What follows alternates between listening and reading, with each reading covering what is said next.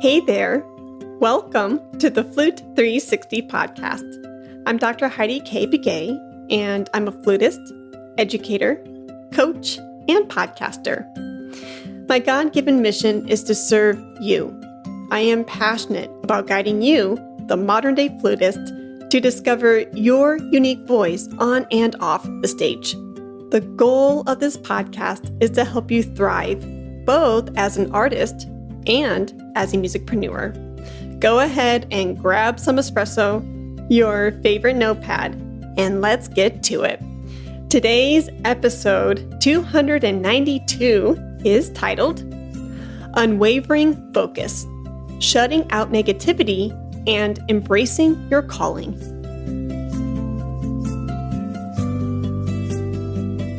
Hey there, 360er.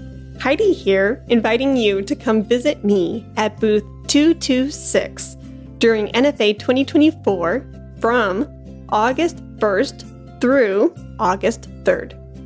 Let's chat, connect, and see if Flute 360 is the perfect fit for your musical journey. Whether you're looking for personalized one-on-one support or a vibrant community to grow with, we've got you covered. We have only 4 spots left for the 24 through 25 academic year for personalized lessons tailored just for you. Or maybe the Flute 360 Accelerator program is what you need, where you'll find a supportive community of flutists ready to share and grow together. Come by, grab a coffee, and let's talk about how we can support your 360 transformation. Your friends are waiting for you, and so am I. I will see you at booth 226 through the Flute 360 company. Check out the show notes for more details. See you soon. Hey there, friend. So today's episode is going to be deep and real. Man, oh man, I really appreciate your DMs and emails and you expressing yourself to me in such a vulnerable and honest way. What I think is so beautiful about that is A, I get to know you better on a deeper level. And B, it's really invigorating and just a breath of fresh air when I hear people being really honest with themselves and others. The reason being is because, well, we're doing life together, right? And it's a reminder to me that we are the primary instrument. This is the 360 transformation that I'm talking about.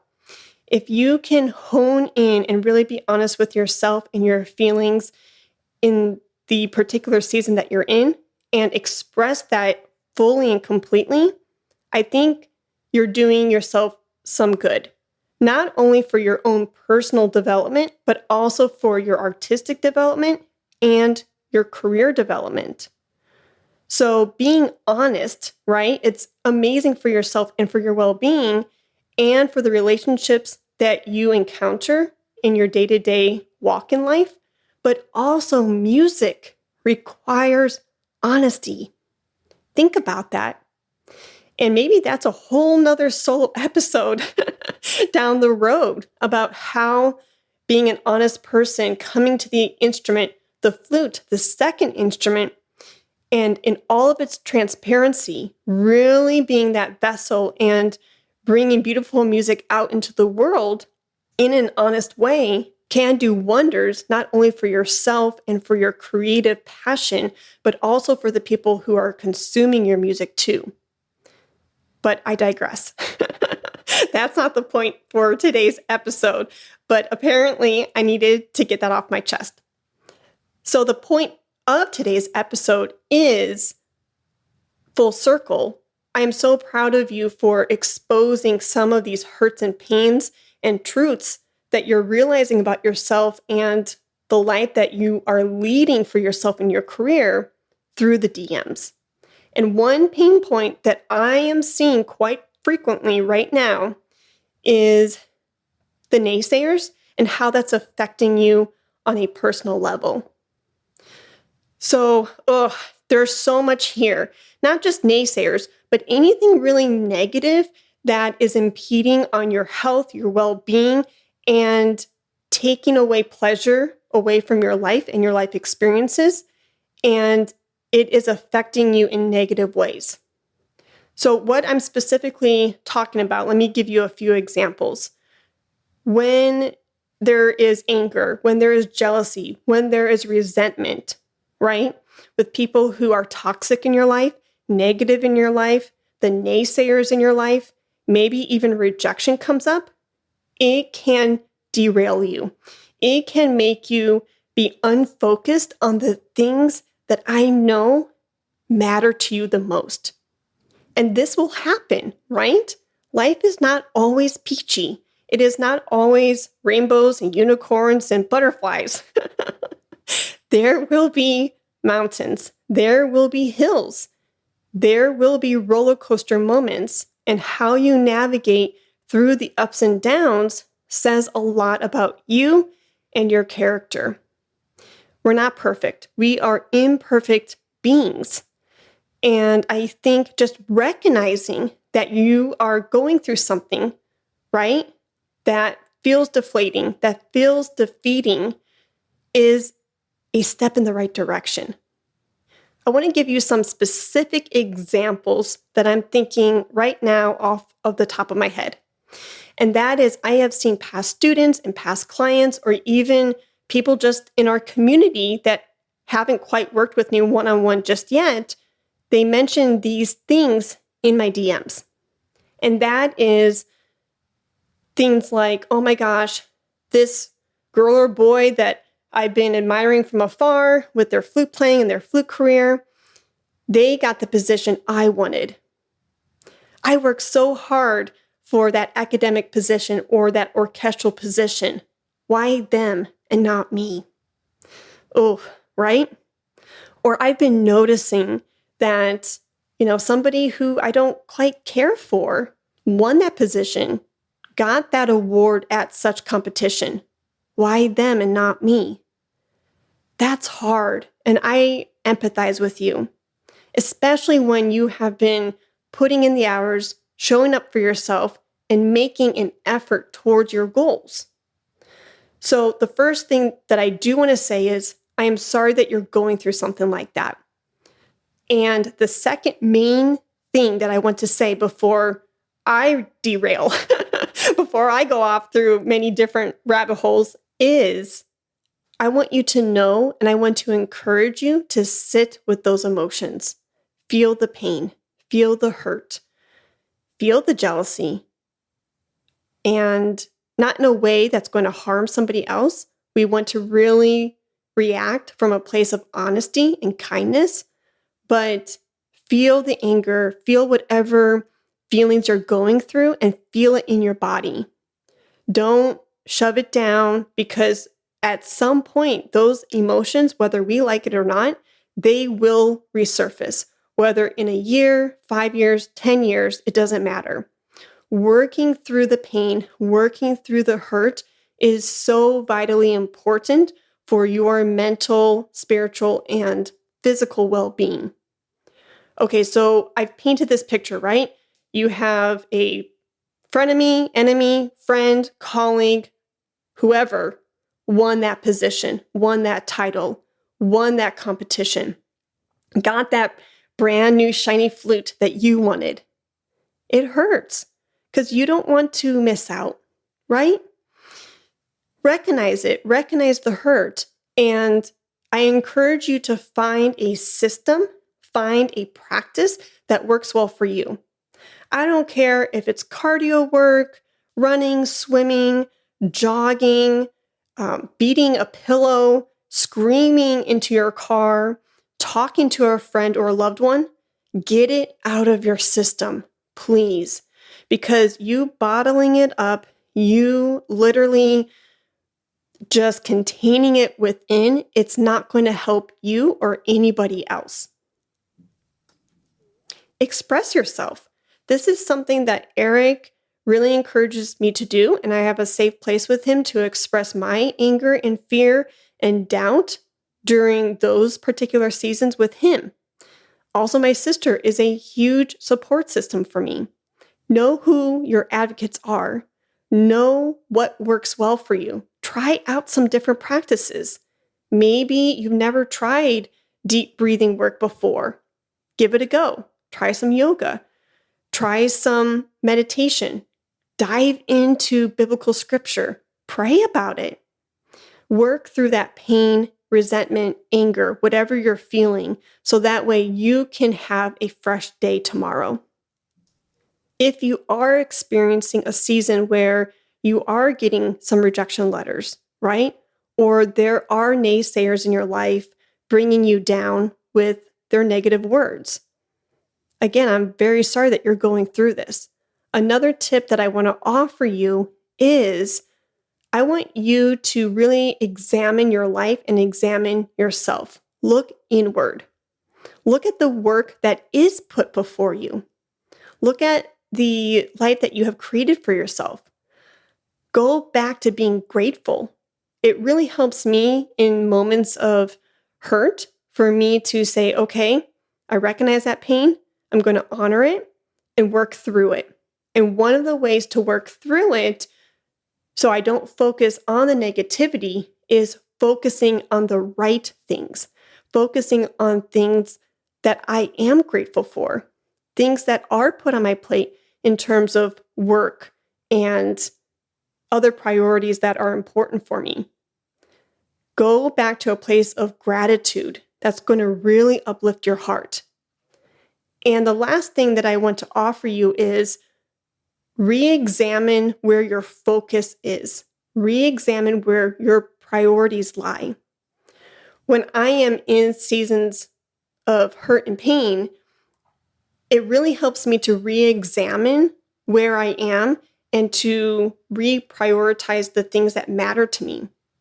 And when I'm in my zone, when I am really in my element and my zone of genius, man, when those naysayers and negative comments and whatever's flying at me, like these flying bullets, come my way, I can deflect it really fast because my mind, my being, my work is all in alignment with what God has called me to do. What has God called you to do today? What is your passion? What is your calling? What is your divine calling? Focus on that. And when you are in some really deep work with the people who really appreciate your presence, who really appreciate your music and your expertise, focus back on them. Focus back on the art, the music that you are creating through this beautiful silver tube. Okay? Go back to your why. And when you do that, what happens is being in such deep work, you are able to put up these like healthy blinders. So the negative comments, the toxic people, the naysayers, the rejection letters, they can be coming at you from all of these different directions. And guess what? You're going to be able to like deflect that and go, yeah, and it's not always easy, but it is possible.